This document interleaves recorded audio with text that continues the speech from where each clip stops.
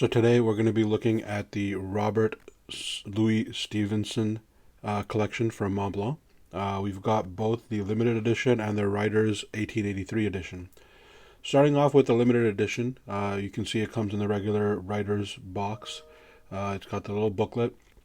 As usual, they give you information about the pen, about the writer, features in aspects of the pen that they pulled from the novels. It'll give you a little bit of history on the author as well, and you can see it's a little bit different. Usually, with this one, it's usually glued down, but it seems like this one for some reason is not. Now, if we pull the tab, we're going to have the actual pen. Another previous review I had watched mentioned that this clear wrapping actually has writing on it, and very few actually have had writing previously, which is interesting. Now, if you take a look at the pen with this one, the limited edition, so there's 10,000 of these manufactured. The top, the Montblanc emblem has a skull and cross in it.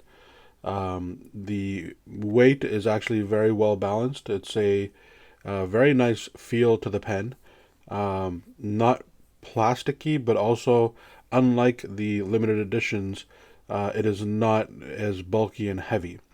The top, as the engraving under the wide and starry sky in backwards, and it's supposed to represent the duality of human nature, as in, Dr. Jekyll and Mr. Hyde, the other stories that he's written, as well as the front.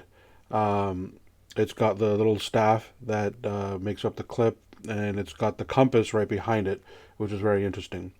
It's got 1886 with the signature of the author engraved. The bottom it is piston fill.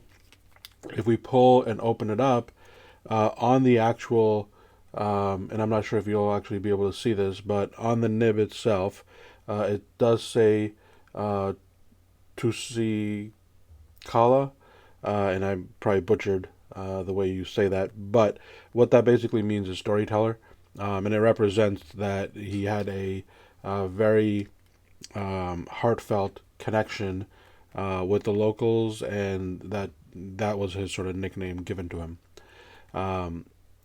That's basically it for this pen. It's a very elegant pen. It writes really well. I got this version in fine. Most people may end up getting it in medium. It writes really well. The balance and the weight is good for medium duration of writing. Not for long-term writing, or if you're writing pages and pages. It is not necessarily going to be a great pen for that. It is very captivating, so if you were to pull this out, it would be definitely gather some attention. Now, taking a look at the limited edition. The limited edition comes with a little extra letter. The letter was very difficult to read, to be honest, but it's a letter written by Stevenson to one of his friends, as you can see here, and they gave it some special attention. Put it in there. Just looks fancy. So that, is a little add-on for the limited edition. The limited edition book itself obviously doesn't have the colorful covers, but it feels nicer. Again, the same thing with the book. You do have more detail and more information about the actual pen, more images. Tells you again, some of the similar information about the author, his life, what he's done, what he's written about, and then just information on pen and warranties. As you can see here, it does give you information that this is a limited edition and the number on this pen. And then now we'll take a look at the actual pen itself.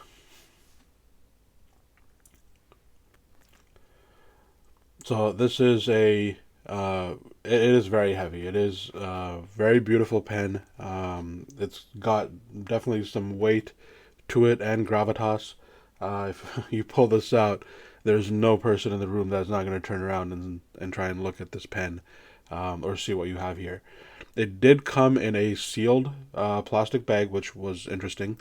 So I'm just gonna open it up here. Give me 1 second. Um,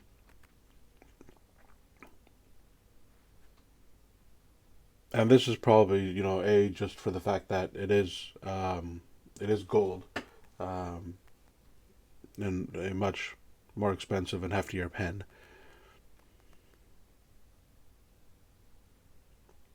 Some of the elements, as you can see, are going to be very identical. So instead of white lacquer for the limited edition, obviously this is just built in gold for the cap. It still has the same engraving around the top. The difference being the top of the pen has red lacquer with mother of pearls for the emblem, and it doesn't have the skull and throne. The I guess reason behind this is also that the flag or the flag mechanism will have the skull and throne on there, so just you'd have too many skulls and thrones on the pen.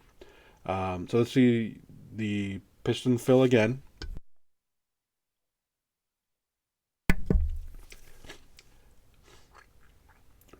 Very smooth on the piston. Actually, even on the mechanism, it's very well built. So when you move it over, it's not flimsy, so it's not going to accidentally switch between the flag and the skull and throne, and it's got a nice little click to it um, when it gets to one side. So it does feel like a very prominent switch.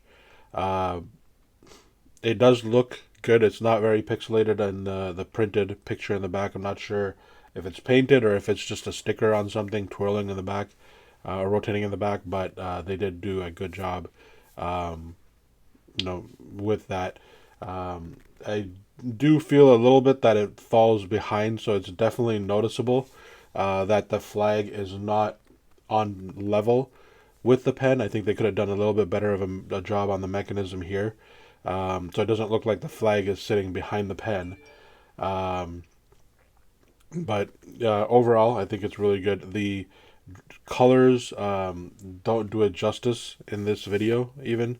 It is not it's a very different type of gold. It's sort of a cross between maybe rose gold and regular gold. But the color itself is stunning in person. The finish is really nice. Would definitely recommend anyone if you're a fan of a gold pen, then this is definitely a pen for you. Well, I hope you enjoyed this and the comparison between the two. If you have any questions, please leave comments below. As you can see, they're both proportionately very similar. Thank you for watching.